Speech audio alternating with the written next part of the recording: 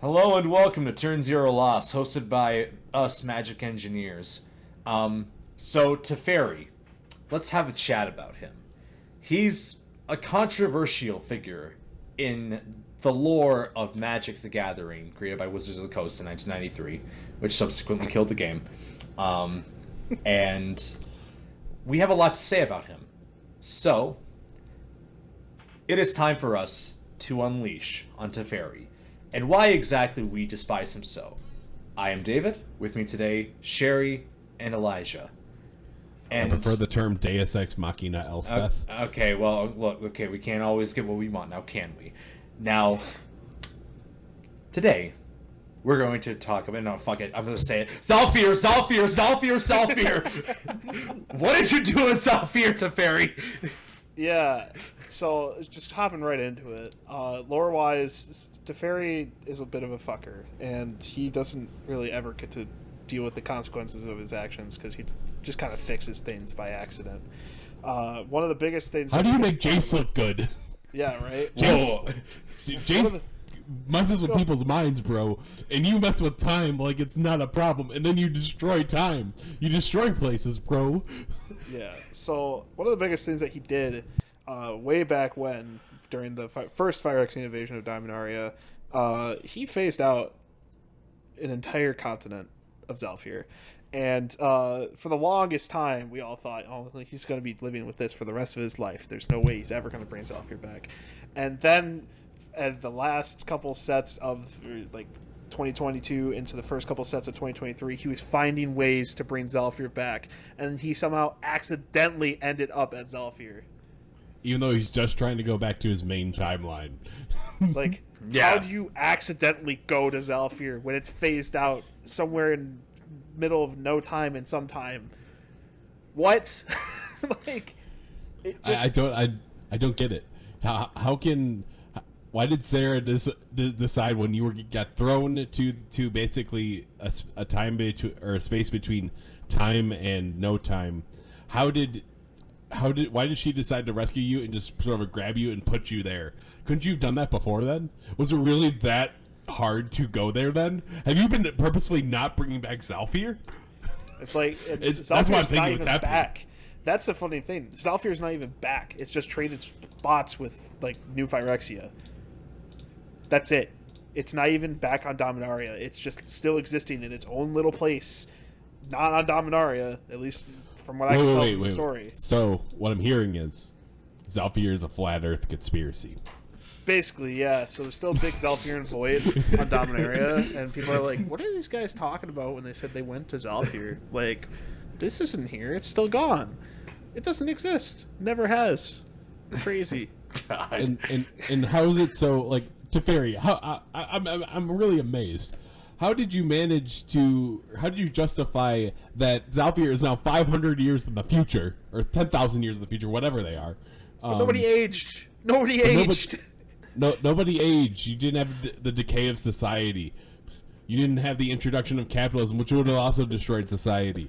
What? How can you justify that? How?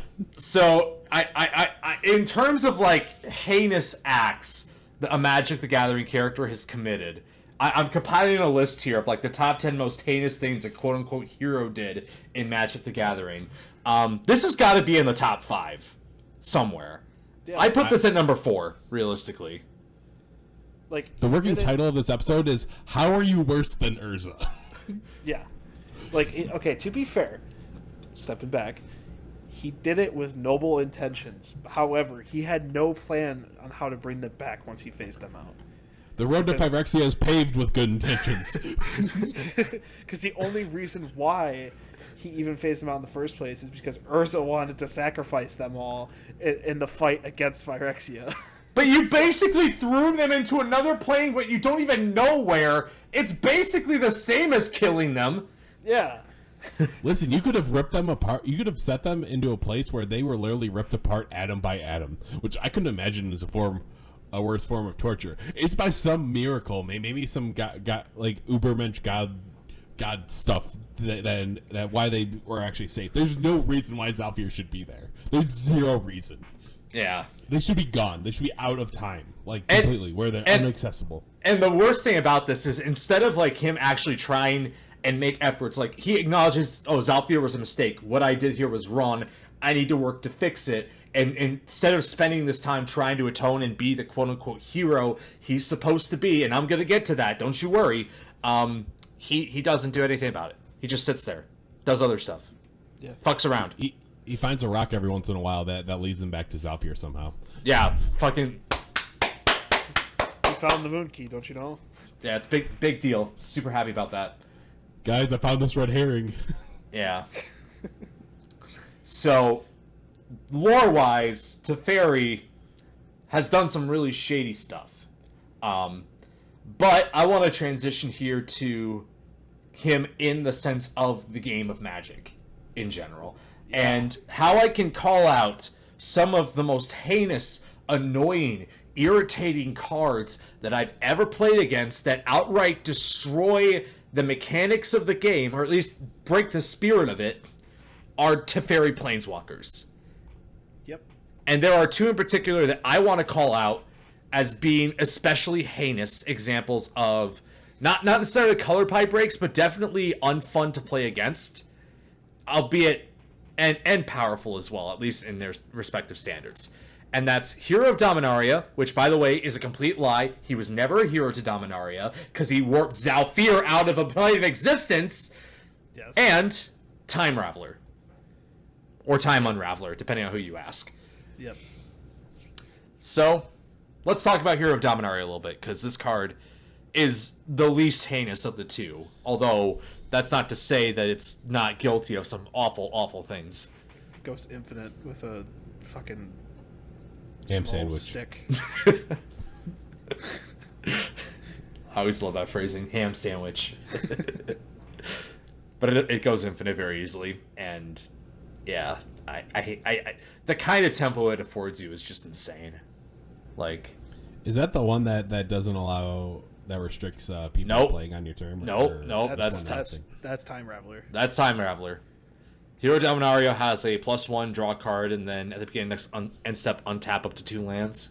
-3, put target non-land permanent into its owner's library, third from top. And -8 is whenever you draw a card. -8 is whenever you get an emblem stain, whenever you draw a card, exile target permanent and opponent controls. Oh, the one that goes infinite with the ham sandwich is the one who slows the sunset. Yep, that's correct. My bad. Yep. But yeah, Hero of Dominaria is still terrible, though, to play against. Yeah. But, like, here's the thing.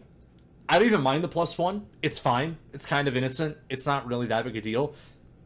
That -3 is nasty. Yes. It is so nasty. Like, it's such a tempo swing.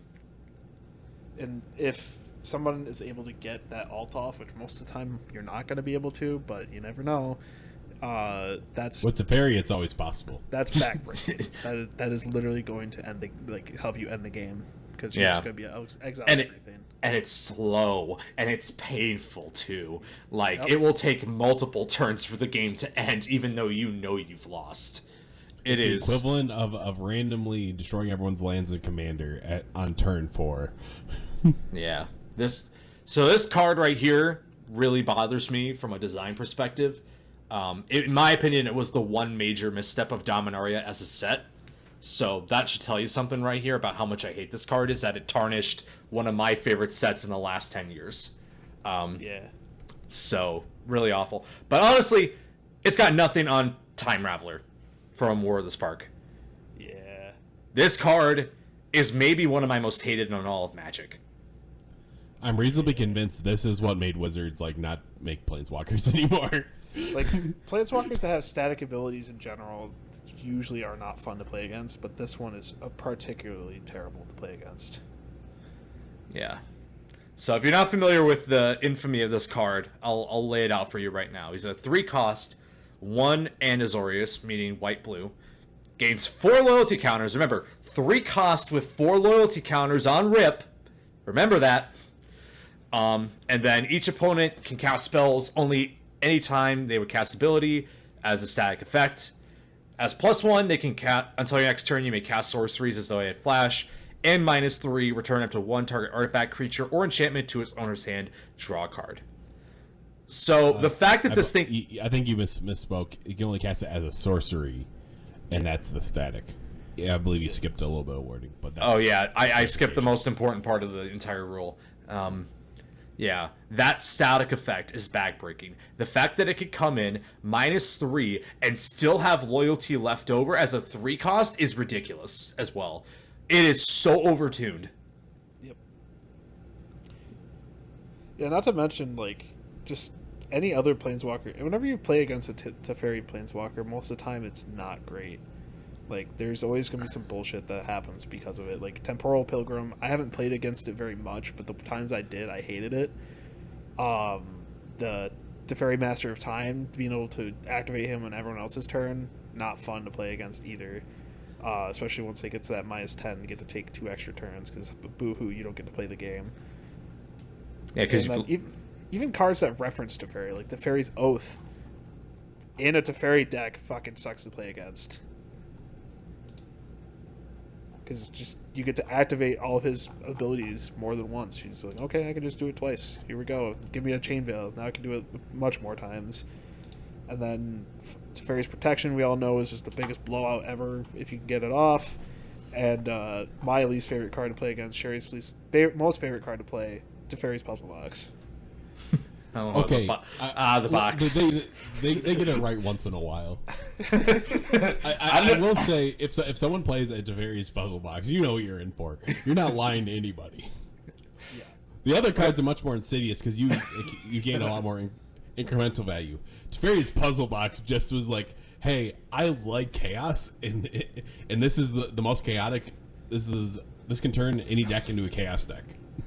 It basically, like, attributes to the fact that I hate Teferi even more whenever I have to play against it. So, like, just not only that, but there's also a Temporal Archmage, which also not only was the most powerful and, in my opinion, busted blue commander before Urza, but he could be your commander at all because he's a Planeswalker and he can just do all this random shit. Sure, he costs 6 mana, but you don't care. He was one of the ones that broke the seal and ruined Magic. Yeah. I mean, the game being created ruined Magic, so you gotta remember that. Yeah, but you guys wouldn't have to deal with my Lord Windgrace deck if Teferi didn't help break the seal on Planeswalkers as commanders. Yeah. I hate that. Yeah, just in general though, like, Teferi's kind of a shitter to play against. In the game itself, he's a shitter to even, like, read about in the story, because most of the time when he's doing stuff, he's not doing stuff that's, like, really productive. So a lot of times it feels like he's just on side quests until eventually it kind of lines up with the main quest. And he's just not ever been punished for any of the stuff that he's done.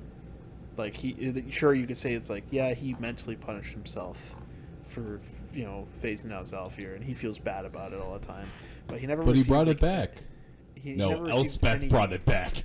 Yeah, he never saw any, like, actual physical punishment for what he did.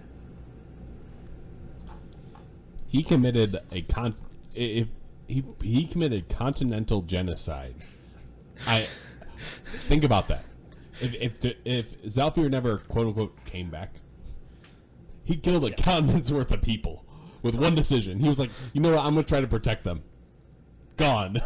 Oops. You'll be safe in the void. Do not worry. Never return from the void. There's still somewhere out there. I do have a prompt I want to throw at you guys. What do you think is the most fair Teferi card to play against? Ooh. Mage of Zhalfir. Wait. I'm gonna say this. What if you both have the Teferi card? That's what makes them Time Raveler very fair. Is if both of them have both players have that. Yeah, but no one's yeah, exactly. No one's having fun. Ageless Insight. Okay.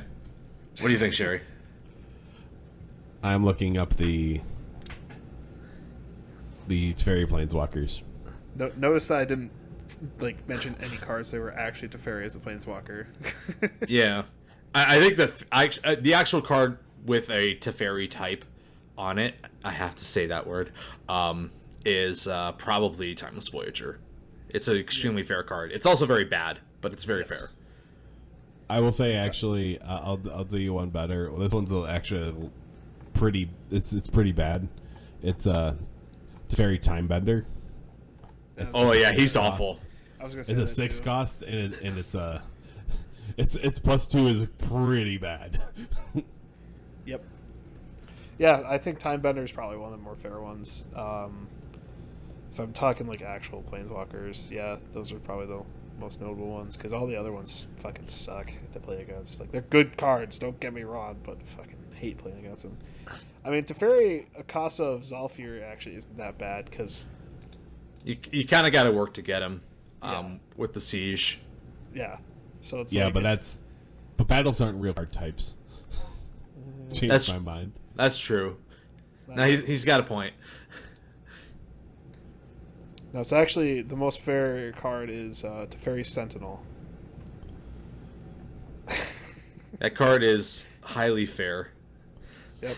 You just have to have a Teferi Planeswalker and it gets +4/+0. Oh wait, hold on. It has the requirement of having a Teferi Planeswalker. Immediately unfair. Ban-worthy. What about Teferi's Talent, where you can -12 and you can do stuff on other people's turns? That's it. I prefer Teferi's Honor Guard. It has it's 2 and a white for a creature with flanking and 2 blue, and Teferi's Honor Guard phases out. It is a 2/2. Hell yeah. Now it's actually about the imp. It's all about Teferi's imp. 1/1 flying phasing. Phases out, discard a card. Phases in, draw a card. Hey, or a perfect card for Teferi's Teferi. Veil. Whenever a creature you control attacks, it phases out at the end of combat. Or another fun one, Teferi's Curse. Enchanted permanent has phasing. Oh, Oh, what about Or- Teferi's Isle, guys? Yes. Oh, powerful land. Has phasing and it enters the battlefield tapped. But you can get 2 to your mana pool. You get 2 blue. So powerful. So good. But yeah, actual Teferi cards. Yeah, no, fuck them. I hate all of them. I hate Overall, this. fuck the character of Teferi. I feel like on the level of like 1 to Nahiri, he's just before Nahiri in terms of. I think he's worse than Nahiri. I put him just under Nicobolas because at least the genocide was kind of an accident. Yeah, I mean. But it's continental genocide. It's the entire continent. But it was an accident, ish. In story-wide, though, it seems that Nahiri's leaning towards genociding all the former planeswalkers. So, take that. What? All 3 of them that are left? Former planeswalkers as well. Very important distinction. Yeah, not Listen, just the current ones. I do not believe Nahiri has the ability. Teferi does have the ability to literally, like, the fact that that man's still walking around in. Do you think he still has his time powers after losing his spark? You know he does. He's still Yeah, he does. He does. Of course he does. Why wouldn't he? Yeah. Either way, this has been a riveting discussion on why we hate Teferi. Hopefully you all also hate Teferi, but if you don't, tell us why in the comments below. Make sure you like, subscribe, follow us on X/Twitter. And remember, Teferi didn't bring back Zhalfir. Elspeth did. Yes. Also, Magic is dead. Magic is so dead.